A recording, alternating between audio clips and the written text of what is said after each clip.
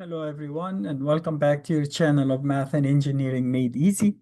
Uh, as I mentioned, today we are going to look at inverse relations and inverse functions. And the idea is basically pretty straightforward. You learn, for example, some operators. We said addition and subtraction are inverse operations. Multiplication and division are inverse operations. Square root and square are inverse functions, or in a situation where you have inverse um, cube and cube root, same thing. Logarithms and exponentials are same thing. So generally speaking, how do we find the inverse of a function? First of all, if you remember, I told you if you have the graph of inverse functions, you see that the line y equals x is an axis of symmetry, meaning if you look at one graph, its image would be across from a mirror placed at the line y equals x that has a slope of 1 or makes 45 degrees with the two axes. So the idea is that x and y are switched. That's all.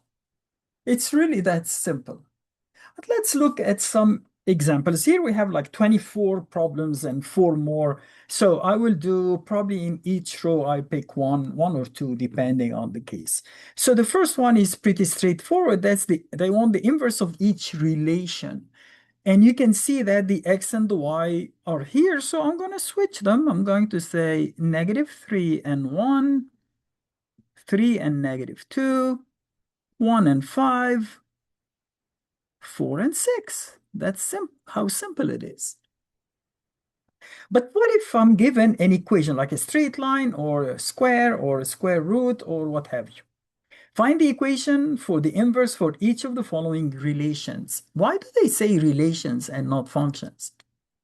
Because as we will see, some of them are not functions, not all. How do we know? Graph it. How does the graph tell me? Will the graph tell me I'm invertible? No, no, no. Remember how we checked a function graphically?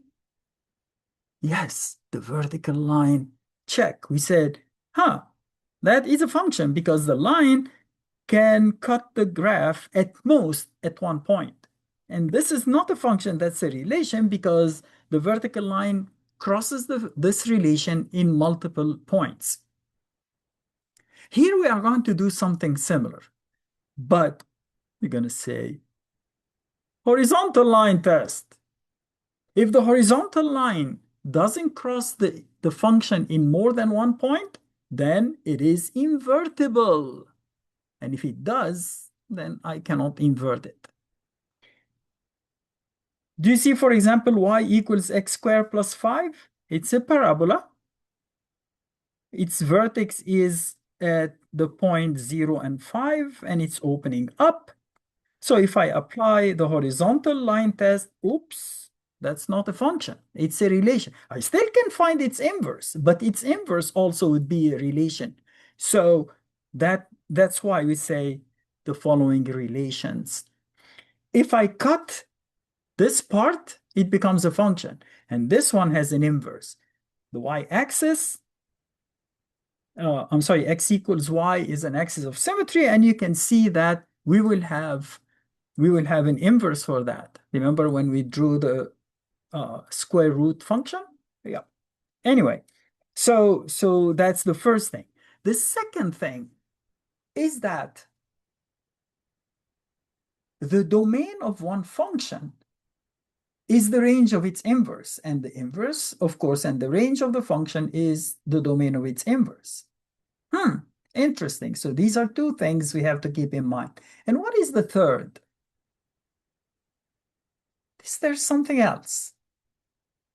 Think about two inverse functions. May be hard if we didn't talk about it, but last time, remember when we did the composite function? If I call this as a function and I take the composite of it, no. So you see, if I take if I call this f of x and its inverse g of x, then f of g of x would be the same as the g of f of x, and both of them should give me back x. Okay, nice. Three things. Keep them in mind.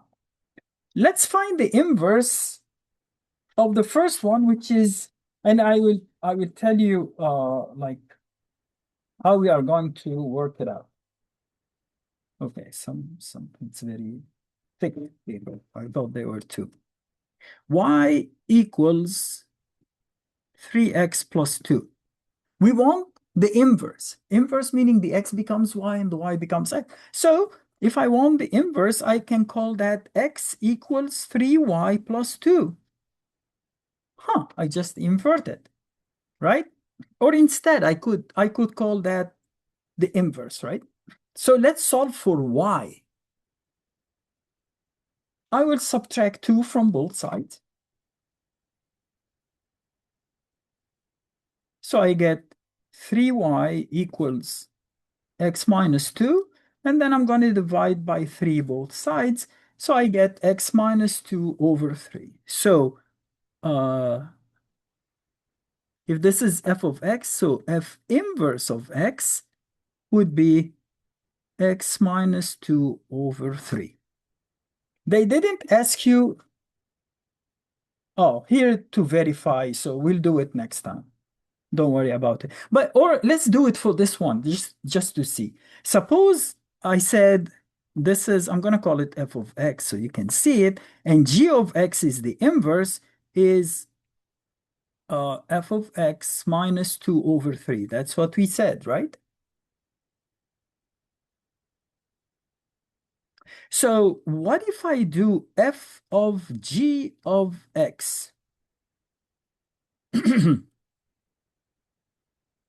Okay.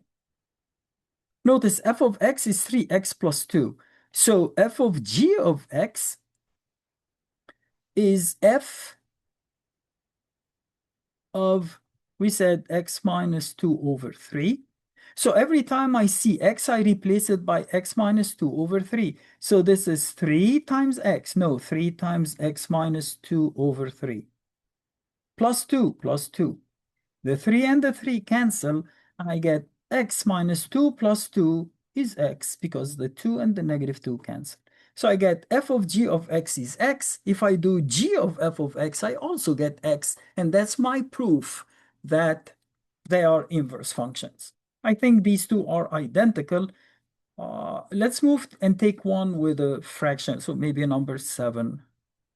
Y equals 2/3 x minus 5. Okay, so I'm going to say x equals 2/3 y minus 5. I'm going to add 5 to both sides. So I get 2/3 y equals x plus 5. And then I'm going to multiply both sides by 3/2. And I get y equals 3/2 x plus 5.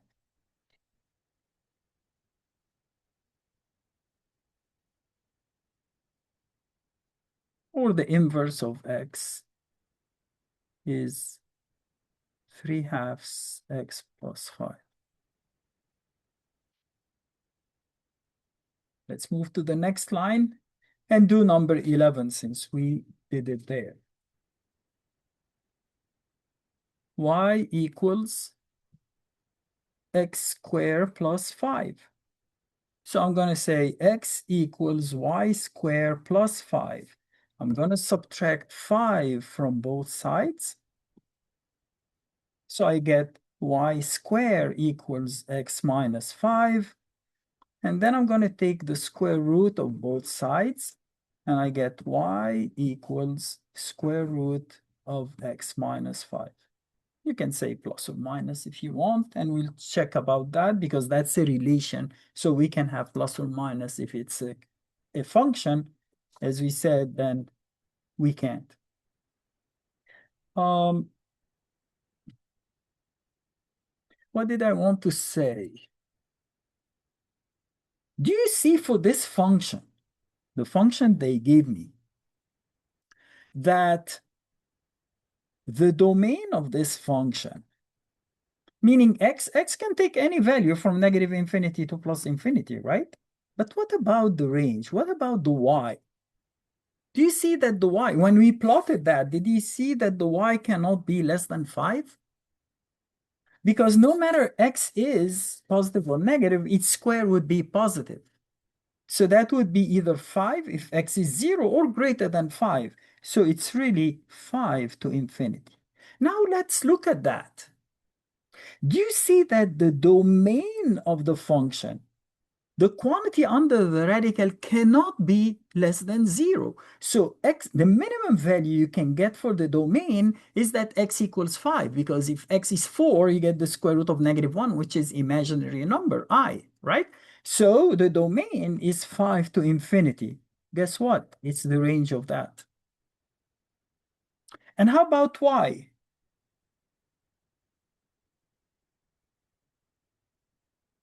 Hmm. What about y? Y can be anything. He said, no, it cannot, because this value has to be positive. Yeah, but you see, we have plus or minus out there. So this x can go up to infinity, but y has plus or minus. That's why the range here is from negative infinity to plus infinity. And that's not a function. These are inverse relations, because as I said, when, oops, where did I have it? Anybody? Yeah, because we said the inverse of that relation would be horizontal, and it's not a function, because that fails the horizontal test. It's not an inverted function. It's an inverted relation. Okay? Now, so we did number 11, and we said y, or inverse of x, f inverse. So we prefer to call that f of x, so like it's written here. So f, we said it's plus or minus the square root of x minus 5. Okay, let's do, for example, all of these are okay. We can do 13. So number 13, it says, I'm going to write it f of x equals x plus 3 square. So when we switch that, that would be x, and that would be f inverse of x plus 3 square. I take the square root of both sides, so f inverse of x plus 3 equals plus or minus root x. Notice I did plus or minus because that was a square and it's not a function. Okay? I took the square root, of course. I said plus or minus and the square root of that. And then I subtract 3. So the inverse here for number 13, f inverse of x equals plus or minus root x minus 3. Okay, let's do the last one then, number 18. Y equals square root of x minus 7. So when I invert them, I would say x equals square root of y minus 7. And then I'm going to add 7 to both sides. So I get square root of y equals x plus 7. Y equals x plus 7 squared. That is the inverted function. So y equals x plus 7 quantity squared. Now, let's look at again at domain and range. For this guy, the domain of x can only be from 0 to, in fact, I'm going to do something better. Let me do x and y. x cannot be negative. So x can either be 0, in which case y is -7. X can be 1, -6. X can be 4, because square root of 4, I'm just using perfect squares. So square root of 4 is 2 minus 7 is -5. Can be 9, -4. Can be 16, -3. Can be 25, -2. Can be 36, -1, or it can be 49, 0. So let's look at these numbers. And then look at x and y for this guy and start with 0. Of course, it can be -1, -2, negative. So if x is 0, 0 plus 7 is 0 squared is 49. If x is -1, -1 plus 7 is 6, square is 36. Do you see? The x and the y change place. So that's why the range of one is the domain of the other. Okay, now they tell us, let's do 20. It's better than, let's do whatever, 21 and 24. So we do one from right, one from left. They tell you, check to see if these are inverse functions, or prove, verify. So let's do f of g of x like we did last time. G of x is that. So every time, so this is f of x minus 2 over 5. F of x is that. So every time I see x, I replace it by this guy. So 5 times x minus 2 over 5 plus 2 plus 2. The 5 and the 5 cancel, and you get x minus 2 plus 2 equals x. What if I did g of f of x? Because I have to do both. G of f of x is g of 5x plus 2. Meaning, in this equation, every time I see x, I replace it by 5x plus 2 minus 2 divided by 5 equals x. So I checked. See how easy it is? Go to 21. Run out of space. Okay, let's do f of g of x. G of x in 21 is -1/3 x minus 3. So every time I see x here, I replace it by that. I have -3x, so -3 times -1/3 x minus 3 minus 9. Let's distribute the -3. Negative times negative is positive.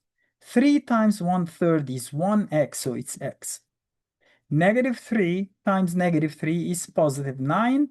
And then outside -9, I get x. Also, what is g of f of x? G of f of x is -3x minus 9.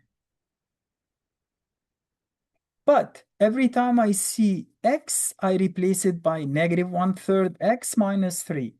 So equals -3 times -1/3 x minus 3.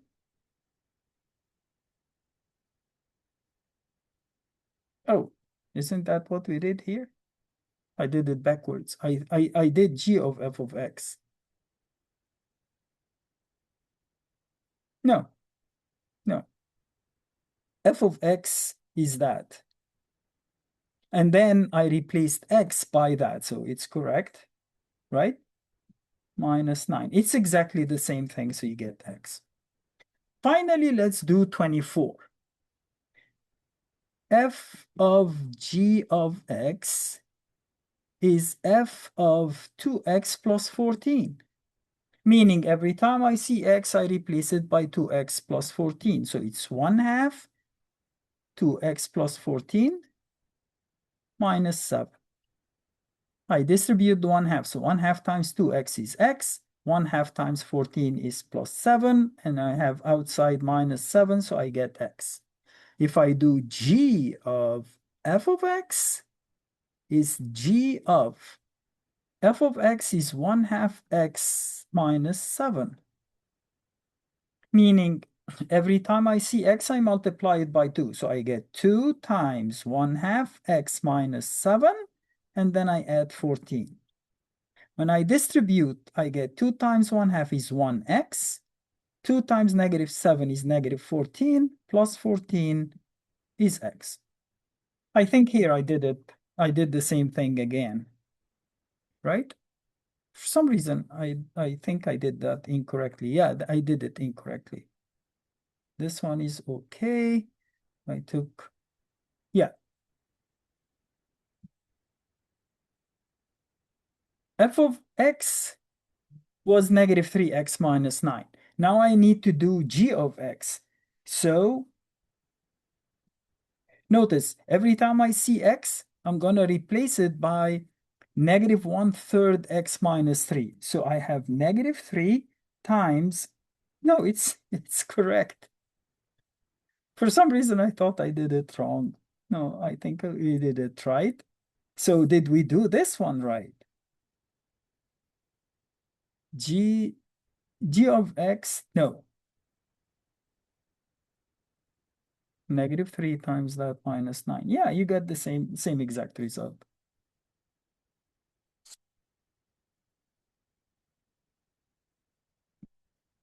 So here when I do g of f of x is negative 3x minus 9. And here I say negative 1/3. Yeah, I did the same thing twice. Instead of doing it in a negative 1/3 times x. Instead of x, I write negative 3x minus 9, and then I subtract 3. That should be this. I'm sorry, guys.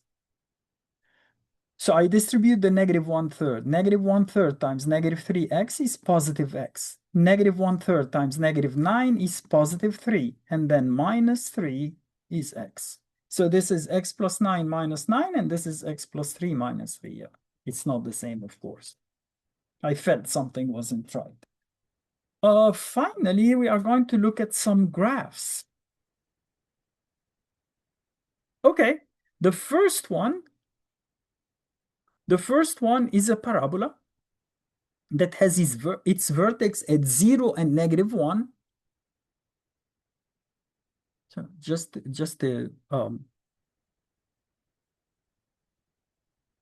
and it's basically y equals x squared minus 1, this equation, right?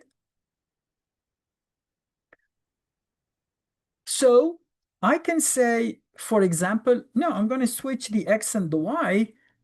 So that would be y squared equals x minus 1, right? So y is plus or minus x minus 1 square. Square root of x minus 1. Well, or I can do the opposite. I say, okay, that would be a horizontal parabola, and its vertex is negative 1 and 0, which is this point. So it would go something like that.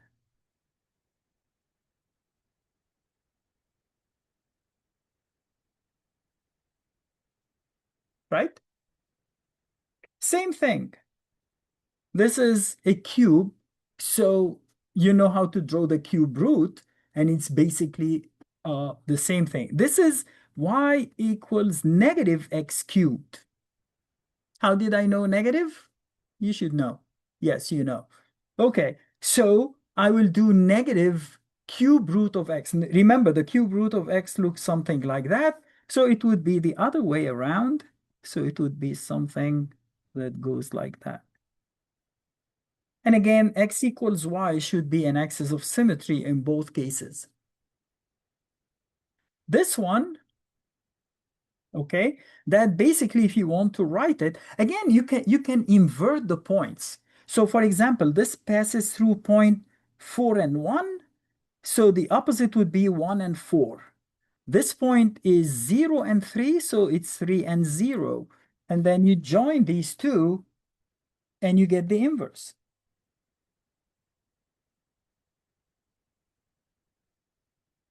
And again, the x equal, oops, I'm sorry. They intersect at 2 and 2, and you can see that this is a line of symmetry. Finally, this one goes from 0, 0 to 1, 1. So that's also would go from 0, 0 to 1, 1. But you see 4 and 2, because it's a square root. So this would be 2 and 4, and you get the right branch of y equals x squared. And again, the x, y equals x is an axis of symmetry. And the rest is history. And we are done with functions, how to add, subtract, multiply, divide, take the composite function, f of g or g of f or g of h or whatever. And we looked at inverse relations. This is a relation, but the other three are functions. So these are inverse functions. This is an inverse relation. If I take away these two branches, the one going down and the one going to the left and up, I will get x squared plus 1, just the right branch, and the square root of x plus 1, x minus 1, I'm sorry. So, and we said for the inverse functions, first of all, y equals, or the relations for that matter, y equals x is an axis of symmetry, meaning if I switch the x and the y's of the points, I will get my inverse function or relation. But for them to be inverse functions, not only the y equals x is an axis of symmetry, they have to pass the horizontal test, horizontal line test. And what else? The range of one is the domain of the other and vice versa, right? Again, I think it's pretty straightforward. If there is anything unclear or you found that I did some mistake, you can send me a note about that, and I will get back to you as soon as I can. I hope this was nice. You learned something. I wish you all the best, and thank you for watching. Hope to see you soon.